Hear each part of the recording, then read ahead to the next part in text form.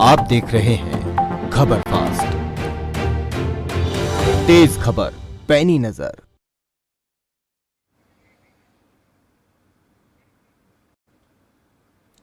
नमस्कार, मैं श्वेता अरोड़ा मल्होत्रा और जनहित के इस खास कार्यक्रम में आपका बहुत बहुत स्वागत है। हम लगातार जनहित के मुद्दे की बात कर रहे हैं, जिसका नतीजा ये हुआ है कि इस मुद्दे की गूंज सदन में भी सुनाई थी।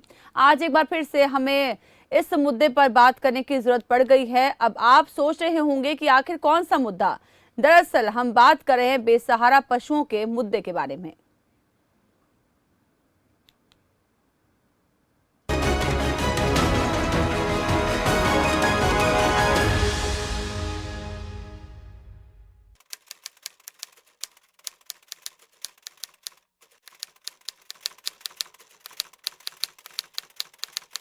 ये प्रोग्राम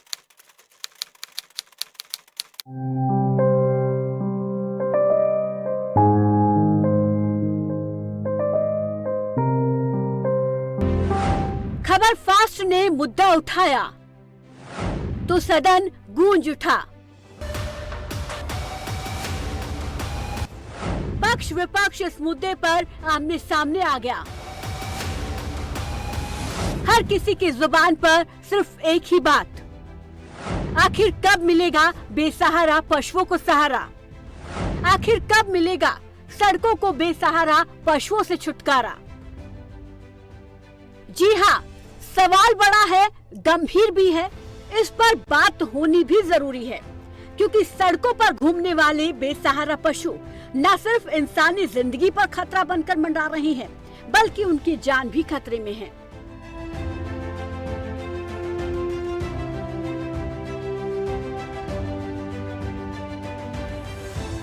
कभी भूख प्यास तो कभी आने जाने वाले वाहन ही उनकी जान ले लेते हैं।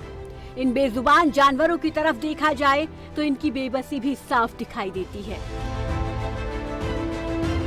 उनकी मासूम आंखें उनका सहारा छीन जाने का दर्द साफ शब्दों में बयां करती हैं। ये बेबसी, ये बेचारगी, ये दर्द और ये आंसू, ये वो बेजुबान है जो सड़क हादसों का शिकार इसलिए होते हैं क्योंकि इनके मालिक इन्हें मतलब निकल जाने के बाद बेसहारा छोड़ देते हैं, जो सड़क पर घूमने को मजबूर हो जाते हैं और फिर यही बनते हैं किसी बड़े हादसे की वजह।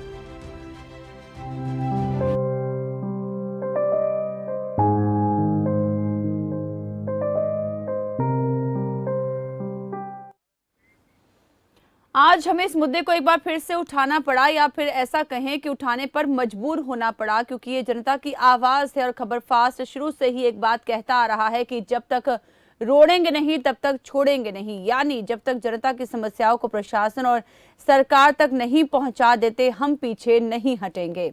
आज हम एक बार फिर से बेसहारा पशुओं का मुद्दा लेकर आए हैं, क्योंकि पिहोवा की सड़कों पर बेसहारा पशुओं की भरमार देखने को मिल रही है।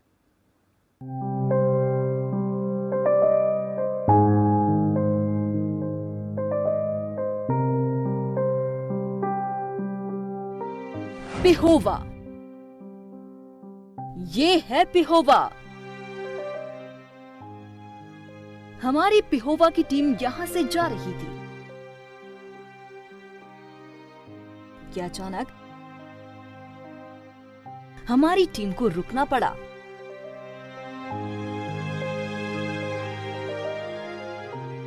गाड़ी धीमी कर देखा तो आगे सड़कों पर बेसहारा पशुओं का जमावड़ा था।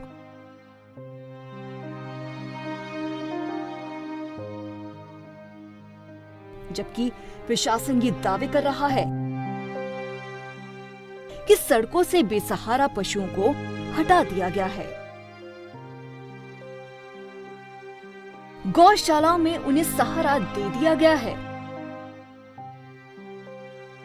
अब सड़कों पर कोई खतरा नहीं है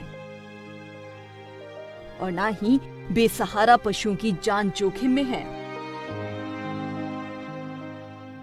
लेकिन यहाँ तो कुछ और ही कहानी नजर आ रही थी। सड़क पर एक के बाद एक गुजरती हुई गाड़ियां और यहीं पर घूमते बेसहारा गौवंश। ये सब देखा तो हमारी टीम भी स्तब्ध रह गई। क्योंकि यहाँ पर बेसहारा पशुओं का झुंड था। फिर क्या था, हमारी टीम ने वहीं से अपनी पड़ताल शुरू कर दी।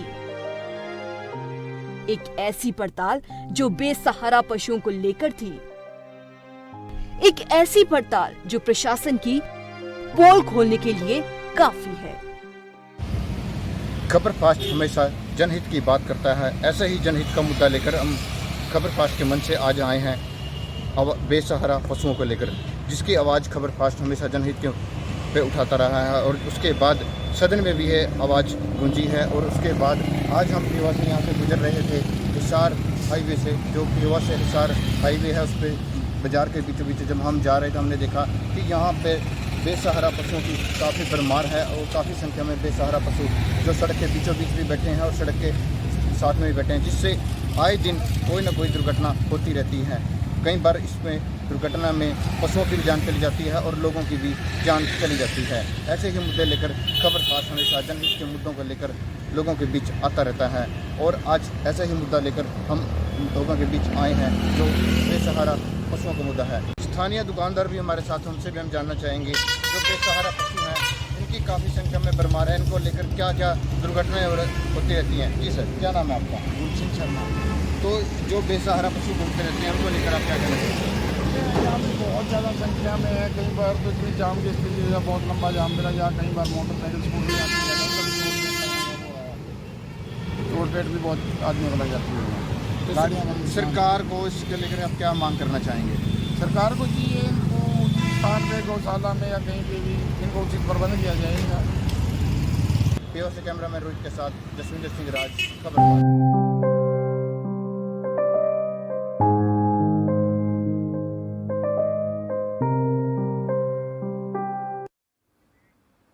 तो देखा आपने, खबर फास्ट की टीम रुकी और फिर शुरू की गई सच की पड़ताल और लोगों से जाना किस तरह से यहाँ पर बेसहारा पशुओं का कहर है। तो वहीं यहाँ के लोग समाधान बताते हुए भी नजर आए। आइए सुन लेते हैं।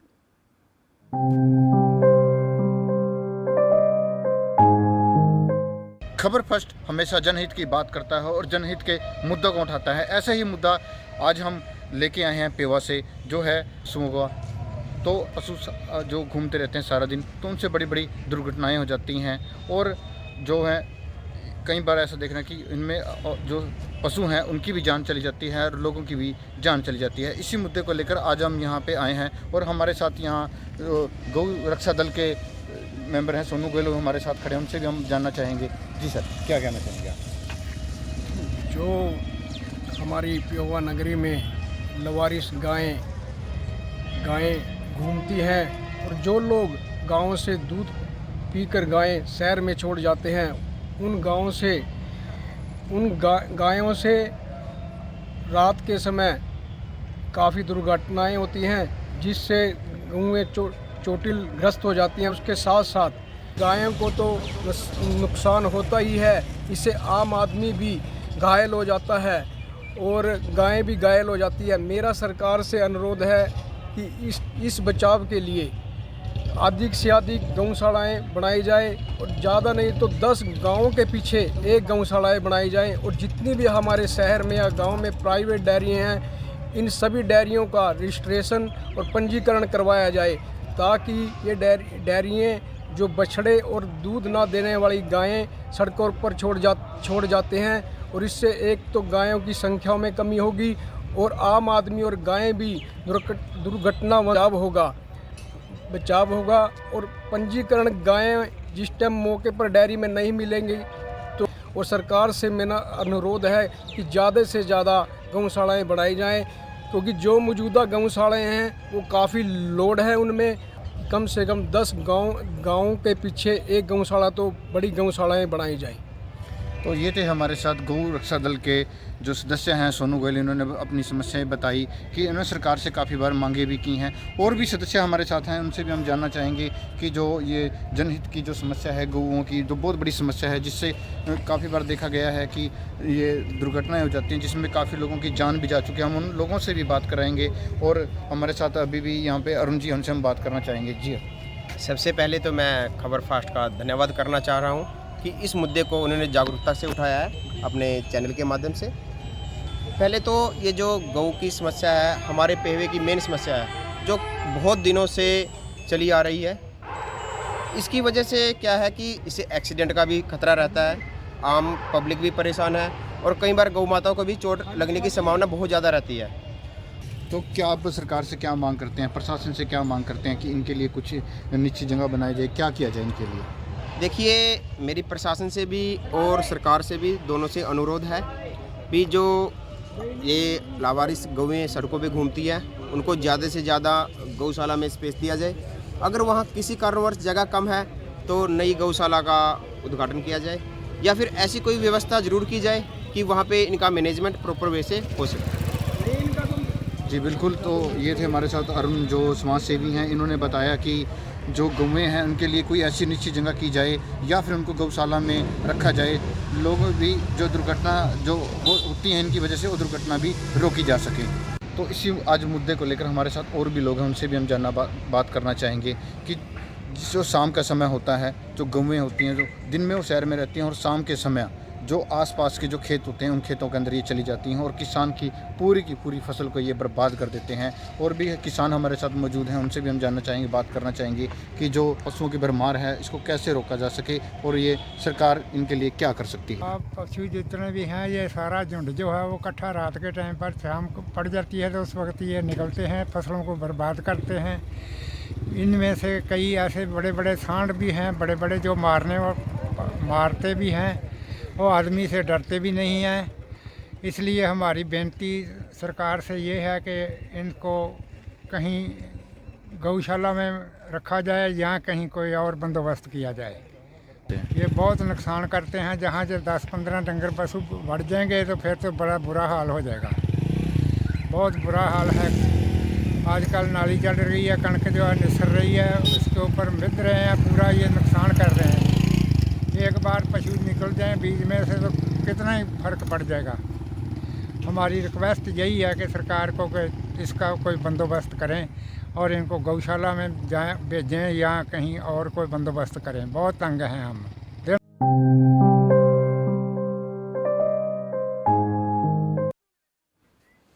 इसी के साथ वक्त हो गया एक छोटे से ब्रेक का। जल्द हाजिर होते हैं अपने खबर फास्ट के साथ। आप देख रहे हैं खबर फास्ट, तेज खबर पैनी नजर। My journey of insurance and investments began at the same time when I invested in LIC SEEP. In this fast-moving world, SEEP can balance your funds with security and growth. SEEP will take care of the ups and downs of the market and will give you fruitful results so that you enjoy the ride. And when SEEP is with you, you can soar high. LIC's unit-linked insurance plan SEEP offers savings and protection so that you can soar high in your life. LIC, हर पल आपके साथ। न हल्ला न बवाल, सीधा सवाल, बड़ा मुद्दा, हर शाम 7:55 पर सिर्फ खबर फास्ट पर। कबीर अमृतजाइन सिरप 3-in-1 फॉर्मूला के साथ एक ही बोतल में 3 गुण, लिवर टॉनिक भी है, एंजाइम भी है और एंटासिड भी है। इसके हैं कई फायदे। शराब से होने वाले साइड इफेक्ट से राहत में सहायक, आपके लिवर को बनाए अंदर से स्ट्रॉन्ग। आयुर्वेदिक अर्क पद्धति द्वारा निर्मित कबीर अमृतजाइन सिरप।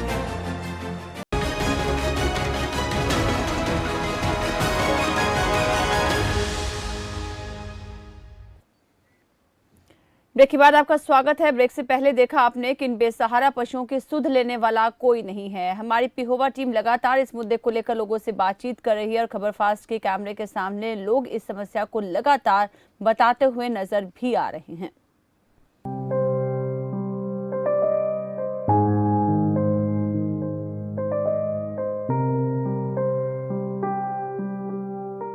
मृत्यु तो होती है, साथ में जितने भी व्हीकल वगैरह होते हैं उनका भी बहुत ज़्यादा नुकसान होता है। और रही दूसरी बात कि एक किसानों वाली बात मुद्दे पे आ जाए, ये इकट्ठा झुंड बना के ये काफ़ी संख्या में होकर एक खेत के अंदर चली जाती हैं, जिससे कि जिम्मेदार की फसल का सारा नुकसान होता है। मैं प्रशासन से अपील करना चाहता हूँ कि ये इनको कोई ऐसा ठिकाना या इनका ऐसे धर्मशाला गौशालाएँ ऐसी बनाई जाएँ जिससे कि ये वहाँ पर सेफ रह सकें। धन्यवाद। जी बिल्कुल, बताया अभी भाई ने कि जिस तरह से ये झुंड बनाकर गाँव में चले जाते हैं, किसान की जो फसल में उसमें चले जाते हैं और उस पूरी की पूरी फसल को ये बर्बाद कर देते हैं। कई बार किसानों पे भी ये अटैक कर देते हैं। और भी हमारे साथ लोग मौजूद, उनसे भी हम जानना चाहेंगे कि गौओं की जो समस्या है उसको लेकर वो क्या कहना चाहेंगे। जी, क्या नाम है आपका? मेरा नाम गुरमीत है, गांव ट्यूगर से हूँ जी। इन गाँव का बहुत ही नुकसान है। जो खेत में लाले हमारी कणक या जो भी है खाने के लिए जो चरी चुरी होती है उन पर ये चले जाते हैं, जो बहुत नुकसान होता है। और ये बार बार एक बार हटाएं तो बार बार फिर आते हैं। ठीक है, इसलिए इनका कुछ इलाज किया जाना चाहिए। तो सरकार से आप इसके बारे में क्या मांग करना चाहते हैं? सरकार से क्या अपील करना चाहते हैं आप? मेरी सरकार से ही मांग है कि इनके लिए गौशाला खोली जाए और इनके लिए अंदर इनको सभी गाँव पर डाल दिया जाए, ताकि किसान इसे सुरक्षित रह सके और किसान की फसल का नुकसान ना हो सके। तो बिल्कुल अभी बताया कि किसान ने कि ये जो किसान की जो फसल है, उनका चारा की फसल है या गेहूं की फसल है, जीरी की फसल है, कोई भी फसल है उसको ये बर्बाद कर देते हैं और कई बार ये उन पे भी अटैक भी कर देते हैं।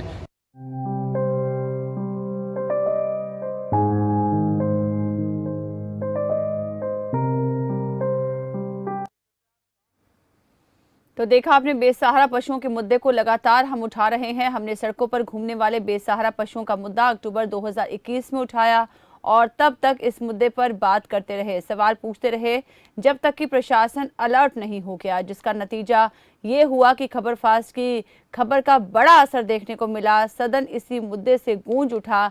पक्ष विपक्ष में इस मुद्दे पर जमकर बहस भी हुई। बेसहारा पशुओं को सहारा देने की बात भी कही गई।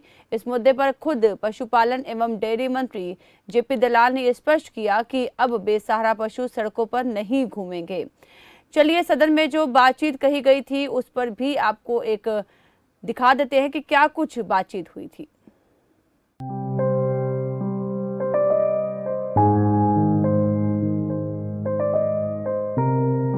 मैं इनकी बातों से सहमत हूँ कि तरह तरह की समस्याएं हमारे शहरी क्षेत्र के किसान भाई को आ रही है और इससे चर्चा में भाग लेने के लिए बहुत सारे सदस्यों ने सुझाव दिए, अच्छे सुझाव दिए। इनके सुझावों पर गंभीरता से विचार करके सरकार से जो कुछ करना होगा वो हम करेंगे। दुर्भाग्य से समाज ने अनुपयोगी पशुओं को घर में रखने की बजाय सड़कों पर छोड़ना शुरू कर दिया और धीरे धीरे करके इसको ये समझ लिया लोगों ने कि ये सरकार करेगी, सरकार की समस्या है, जबकि ये करना चाहिए था पशुपालक को, समाज को, सामाजिक संस्थाओं को। सरकार का भी ठीक है कि सहायता होनी चाहिए, लेकिन कहीं न कहीं हम जो है इस चीज की तरफ निर्भर होते गए कि जो भी कुछ करेगी सरकार करेगी। अब हम सब का दायित्व है, सभी सदस्यों का, कि सबका सहयोग लेकर के ऐसा प्रण लें कि इस समस्या का समाधान मिलजुल करके हम करें और हरियाणा को जो सड़कों पर गौवंश है या जो बेसहारा पशु हैं उनसे मुक्त कराएं। और ये संभव है, ऐसा नहीं है कि सरकार के दायित्व में, जानकारी में ये विषय नहीं है। सरकार ने बहुत सारे कदम उठाए भी हैं। हमने इस विषय में लावारिस पशुओं के पुनर्वास के लिए नई गौशालाएं, नंदीशालाएं, गो अभयारण्य खोले हैं, जो समय समय पर हमने अभियान चला करके इकट्ठा करा के गौशालाओं में इनको स्थापित भी किया है। लेकिन बीच बीच में फिर वही स्थिति आ जाती है, कहीं न कहीं से कुछ लोग फिर उसी तरह से अपने बेसहारा या अनुपयोगी जो पशु हैं उनको छोड़ देते हैं। और इसी तरह से जो भी जिस विभाग का विषय है, चाहे वो लोकल बॉडी का हो, चाहे वो पंचायत का हो, चाहे वो कृषि विभाग का हो, चाहे पशुधन विभाग का हो, हम इस समस्या का समाधान के लिए चिंतित हैं। मैं जड़ में जा रहा हूँ। मैं इस समस्या को बेसहारा पशु को सड़क पे नहीं रहने दूंगा, मैं ये करूंगा।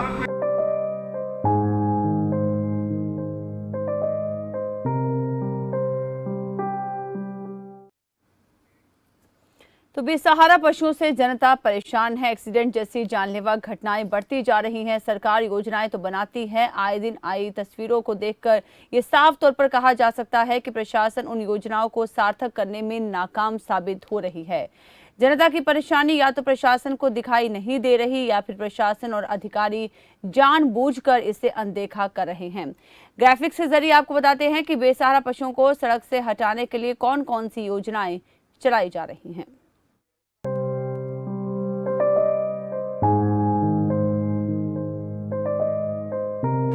कब क्या कदम उठाए गए? गौ संरक्षण को बढ़ावा देने के लिए साल 2015 में सीएम मनोहर लाल ने गो अभ्यारण्य योजना की घोषणा की। शुरू में योजना की ओर तेजी से ध्यान दिया गया, लेकिन बाद में जमीन न होने के चलते योजना सिर्फ नाम मात्र रह गई। हरियाणा गो सेवा आयोग की स्थापना हरियाणा राज्य गो सेवा अधिनियम 2010 की धारा 3 के तहत की गई थी, जो राज्य में गायों के संरक्षण और कल्याण के लिए हरियाणा राज्य द्वारा अधिनियमित किया गया था। पिछले कई सालों से पशुओं को पकड़ने की मुहिम नगर परिषद की ओर से चलाई जा रही है, लेकिन हकीकत में दावे फेल नजर आ रहे हैं। स्थिति गंभीर, बढ़ते आंकड़े। क्या कहते हैं साल 2020 के आंकड़े? हरियाणा में सड़कों पर खुली घूमती मौत। प्रदेश में हर रोज बढ़ रहा है मौतों का सिलसिला। लावारिस पशुओं की वजह से हो रहे हैं हादसे। एक दिन में लगभग 50 हादसे। हर महीने 10 लोगों की होती है मौत। बेसहारा पशु भी हो रहे हैं वाहनों का शिकार। पशुओं के हमले से दर्जनों लोग अपंगता की स्थिति में।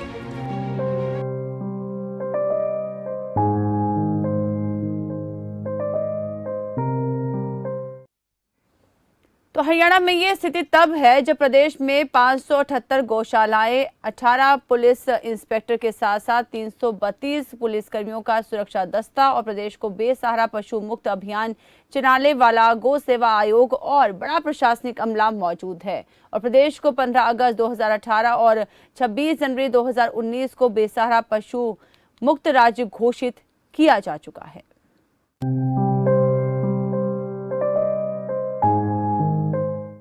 हरियाणा में गौशालाओं की स्थिति। कुल गौशालाएं 578, कुल गायें 3,99,953। लेकिन 2020 में सरकार गौशालाओं की संख्या बढ़ाकर 600 करने का फैसला कर चुकी है।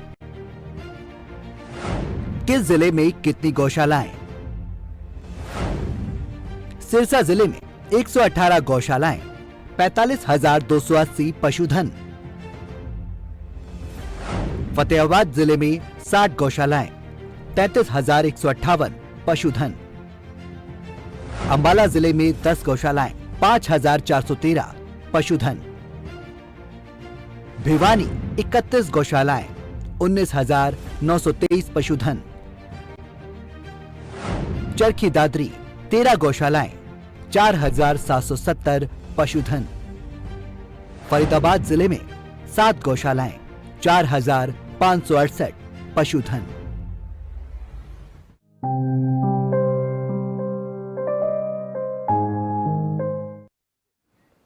वहीं बेशक प्रशासन की ओर से प्रदेश के ज्यादातर जगहों को लावारिस पशु मुक्त घोषित कर दिया गया हो, लेकिन समस्याएं जस की तस बनी हुई हैं। शहर की सड़कों और नेशनल हाईवे पर घूम रहे लावारिस पशु प्रशासन के कैटल फ्री जिलों के दावे को ठेंगा दिखाते हुए जनता की जान के लिए बड़ा खतरा बने हुए हैं। आपको बता दें कि हादसों के बावजूद प्रशासन इससे कोई सबक नहीं सीख रहा है। चूक कहां हो रही है? हिसार में सबसे ज्यादा गौशाला होने के बाद भी प्रदेश क्यों नहीं हो पा रहा है कैटल फ्री? आइए जानते हैं ग्राफिक्स के जरिए।